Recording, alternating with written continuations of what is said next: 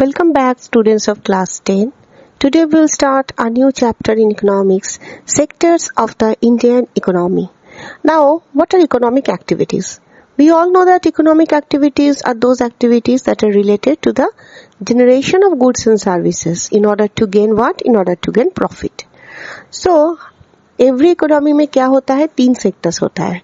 Depending on the nature of the work, वो sector करता रहता है, जैसे primary sector, secondary sector and tertiary sector. So Indian economy में क्या होता है ना, 2 different types of economic activities होता है. एक होता है organised which are govern by rules. किसने कौन रूल बनाता है? गवर्नमेंट. एंड द अदर होता है unorganised sector which are not regulated by the government. तो सबसे पहले आता है मेजर सेक्टर्स में प्राइमरी सेक्टर. अब ये सेक्टर क्या क्या इंक्लूड करता है? ये इंक्लूड करता है सारे जो एक्टिविटीज होता है जहां पर गुड्स प्रोड्यूस्ड होता है by exploiting natural resources. For example, cotton, milk, minerals and ores. These are natural products as they are obtained from the nature. Since most of the natural products are obtained from the agriculture, dairy, fishing, forestry etc. इसको agricultural और related sector भी बोला जाता है. उसके बाद आता है सेकेंडरी सेक्टर. एक्चुअली ये सेकेंडरी सेक्टर होता है इंडस्ट्रियल सेक्टर. इसमें क्या आता है, वो जो नेचुरल प्रोडक्ट्स मिलता है या एक्टिविटीज में या प्राइमरी एक्टिविटीज में, that things are change into other forms through manufacturing. ये नेक्स्ट स्टेप होता है प्राइमरी सेक्टर का. Product is not produced by nature. Nature तो प्रोडक्ट्स को प्रोड्यूस नहीं करते, वहां पर एक्वायर किया जाता है एज रॉ मटेरियल्स और resources, but has to be made and therefore some process of manufacturing is essential. This may take place in a factory, workshop और घर पे भी. फॉर एग्जाम्पल देखिए, yarn and cloth weaving from cotton fibre आता है. Sugar और गुड़ जो हम लोग खाते हैं वो शुगर केन से आता है. अब ये sector different kinds of industries से एसोसिएटेड है. That's why we often call them industrial sector. Third जो मेजर सेक्टर आता है वो होता है टर्शियरी सेक्टर. इस सेक्टर में क्या इंक्लूड होता है? वही सब एक्टिविटी जिसमें प्राइमरी और सेकेंडरी सेक्टर्स में हेल्प होता है डेवलपमेंट के लिए. These activities do not produce goods नहीं प्रोड्यूस करते, बट दे प्रोवाइड और जनरेट बोल सकता है सर्विसेज, जिसमें ये प्रोडक्शन प्रोसेस को हेल्प मिलता है, सपोर्ट मिलता है, जैसे ट्रांसपोर्ट, स्टोरेज, कम्युनिकेशन, बैंकिंग. अब ये सेक्टर सर्विस जनरेट करता है गुड्स से ज्यादा, तो इसको कभी कभी सर्विस सेक्टर भी बोला जाता है. अब ये सेक्टर कुछ और एसेंशियल सर्विसेज को भी इंक्लूड करता है that may not directly help in production of goods. They are provided by some professionals, that is the doctors, lawyers, teachers, barbers, etc. And information technology also, जैसे software industry, internet cafe, ATM booths, call centres etc. अब ये software industry क्या है हम लोग को तो पता है, वही इंडस्ट्री जो प्रोवाइड करता है, डेवलप और मेंटेन करता है कंप्यूटर ऑपरेटिंग सिस्टम्स. अब क्या होता है ना, प्राइमरी, सेकेंडरी, टर्शियरी सेक्टर्स को कंपेयर किया जाता है किस बेसिस पे? On the basis of the people working in them and the amount of goods and services produced. जैसे the goods and services are of 2 types. Final goods and services होता है और एक होता है इंटरमीडिएट गुड्स एंड सर्विसेज. अब ये final goods and services मतलब क्या होता है, इसको सुनते ही समझ में आ रहा है, वही गुड्स जो कंज्यूमर से डायरेक्टली कंज्यूम होता है and are not meant for further processing और further production. These goods are included while calculating the total production. अब उसके बाद इंटरमीडिएट गुड्स एंड सर्विस क्या होता है? ये वही गुड्स एंड सर्विस होता है जो फर्दर प्रोडक्शन और प्रोसेसिंग के लिए, फाइनल गुड्स एंड सर्विस के प्रोडक्शन के लिए यूज होता है.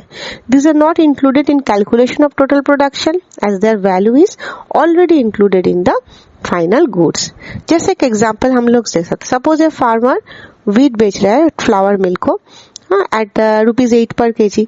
ठीक है, तो फ्लावर मिल क्या मिलता है, व्हीट को ग्राइंड करता है, ग्राइंड करके व्हीट बनता है और उसको कोई बिस्किट या ब्रेड कंपनी को सेल करता है 10 रुपीज पर kg. तो पहले उसने व्हीट बेचा था 8 रुपये करके, अभी 10 रुपए. अब ये जो ब्रेड या बिस्किट कंपनी, उसने क्या करता है, उसमें शुगर, ऑयल, ये सारे कुछ जो जो इंग्रेडिएंट्स चाहिए उसमें और एड ऑन करता है और 4 पैकेट सपोज बिस्किट बनाता है. अब ये 4 पैकेट बिस्किट, एक बिस्किट के में 15 बिस्किट डाल के 60 रुपए में उसको सेल करता है कंज्यूमर्स को. तो इस एग्जाम्पल में बिस्किट होता है फाइनल गुड. अब उसके साथ जो फ्लावर होता है, शुगर, ऑयल और उसके बाद सर्विस होता है जो मिल्क का, ये सारे होता है इंटरमीडिएट गुड्स. अब ये value of the final goods and products produced होता है in each sector during a particular year provides the total production of the section for that year. अब ये sum of all the final goods and services का value produced in all the 3 sectors in a particular है, उसी को बोला जाता है GDP या ग्रॉस डोमेस्टिक प्रोडक्ट. ये क्या शो करता है? Total production in the country. Task of estimating GDP in India is undertaken by Central Government Ministry. This ministry, along with government departments from all Indian states and union territories, क्या करता है? Data collects करता है on goods and services and then prices. उसके बाद estimation होता है GDP का.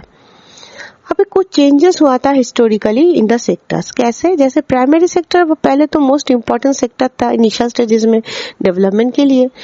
अब न्यू मेथड्स ऑफ फार्मिंग आ रहा है, मोर फूड एज प्रोड्यूस्ड हो रहा है. अब न्यू मैन्युफैक्चरिंग मेथड्स अब इमर्ज हो रहा है, फैक्ट्रीज एक्सपैंड होता जा रहा है, पीपल अभी सारी इंडस्ट्री में से काम करना चालू हो गया. तो धीरे धीरे क्या हो रहा है ना, सेकेंडरी सेक्टर को इम्पोर्टेंस मिलने लगा. Further there is a shift from secondary to tertiary sector also in some developed countries. Tertiary sector has become the most important in terms of production of employment, क्योंकि tertiary sectors के बिना ये consumers तक कोई भी goods या service पहुंच ही नहीं सकता. अब इसके रीजंस क्या है? ये जो इम्पोर्टेंस राइज हो रहा है टर्शियरी सेक्टर का प्रोडक्शन में, तो what can be the importance of that?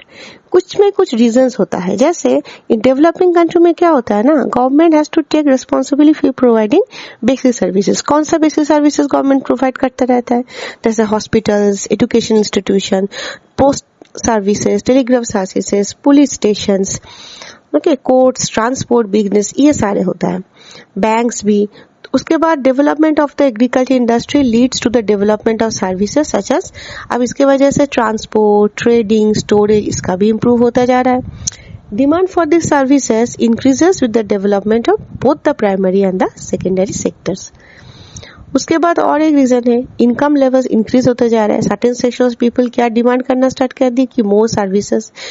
कौन सा सर्विसेज इंक्लूडेड हुआ है? अभी टूरिज्म हुआ है, शॉपिंग, प्राइवेट हॉस्पिटल्स है, प्राइवेट स्कूल्स, ये सारे services. Certain new services such as those based on information and communication technology have become important and essential. The production of these services has been rising rapidly. However, not all the service sector is growing equally. There are limited number of services that employ highly skilled, आप बोल सकते हो educated workers. This part of service sector is also growing. तो इसके वजह से क्या होता है ना, ये टर्शियरी सेक्टर प्रोडक्शन में इसकी इंपॉर्टेंस और भी बढ़ गया. अब दूसरा टॉपिक जो आ रहा है वो है employment of people in different sectors. In India there is much change in the share of the 3 sectors in GDP, but a similar shift has not taken place in the employment. उस हिसाब से employment नहीं बढ़ा है. क्यों? Because enough jobs are not created in the secondary या tertiary sectors.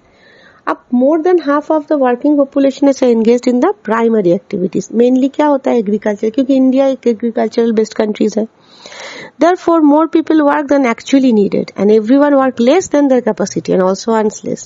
This is called underemployment. और ये बहुत एक important term है, underemployment. ये underemployment क्या है, हम फिर से समझा देते हैं. यहाँ पर क्या हो रहा है ना, most of the half of the working population क्या होता है? प्राइमरी एक्टिविटीज जैसे एग्रीकल्चर में इन्वॉल्व है. So more people work than actually needed. जितना नहीं जरूरत है उससे ज्यादा लोग यहाँ काम करते हैं. And everyone work less than their capacity. Obviously मेरा कैपेसिटी 100% है, लेकिन लोग ज्यादा है तो हम 100 तक नहीं वर्क करेंगे, उसके less than my capacity I use to work. और उसके वजह से क्या होता है? अर्निंग भी लेस होता है. तो इसको बोला जाता है अंडर एम्प्लॉयमेंट. एग्रीकल्चर सेक्टर क्या होता है ना, everyone does some work but no one is fully employed. This is the situation of underemployment where people appear to be working but they work less than their potential. अब कुछ time क्या होता है ना, this kind of underemployment is hidden in contrast to someone where it is clearly visible that a person has no job and unemployed. It is called disguised unemployment. इसके वजह से क्या होता है, ज्यादा टाइम क्या होता है ना, कुछ लोग अनएम्प्लॉयड रह जाते हैं, तो इसको बोला जाता है disguised unemployment. Under employment also occurs होता है. कब होता है? वही सेक्टर्स में, एंड मेनली ये सर्विस सेक्टर में होता है, अर्बन एरियाज में. तो इसके बाद जो है हम लोग कुछ और टॉपिक्स पढ़ेंगे, जैसे how we can create more employment, कैसे ये सेक्टर्स को ऑर्गेनाइज्ड सेंटर में डिवीजन किया जा रहा है, MGNREGA क्या है, अब ओनरशिप के हिसाब से सेक्टर्स को कैसे डिवाइड किया जाता है और उसके साथ गवर्नमेंट सेक्टर और पब्लिक सेक्टर का रोल क्या है, तो ये सारे चीज हम लोग पढ़ेंगे नेक्स्ट वीडियो में। टिल देन आप लोग अपना एनसीईआरटी बुक्स पढ़िए, A to Z पढ़िए, एक वर्ड ना छूटना चाहे ताकि आपको अच्छे से इसको समझ में आए। Thank you for listening to my video.